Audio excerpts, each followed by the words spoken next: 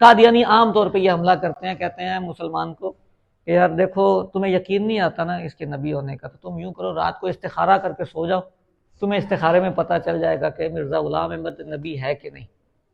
علماء نے بالکل واضح مسئلہ لکھا ہے کہ جس بندے نے حامی بھر لی کہ ٹھیک ہے میں استخارہ کر لوں گا، ابھی استخارہ نہیں کیا، اس کو نبی بھی نہیں مانا، خالی اس نے حامی بھری کہ ٹھیک ہے، فرمایا قد کفر، کافر ہو جائے گا۔ کیوں؟ اس لیے کہ اس نے جب استخارے کی حامی بھری ہے تو دوسری طرف جو اس کا عقیدہ تھا نبی پاک خاتم النبیین ہیں، اس میں اس نے دراڑ پیدا کی ہے، اپنے دل میں لچک پیدا کی ہے، اور یہ عقیدہ معمولی سے شک کو بھی برداشت نہیں کرے گا۔ سمجھ آئی بات؟ معمولی سے شک بھی برداشت نہیں ہوگا۔ یعنی اس نے یہ حامی کیوں بھری ہے؟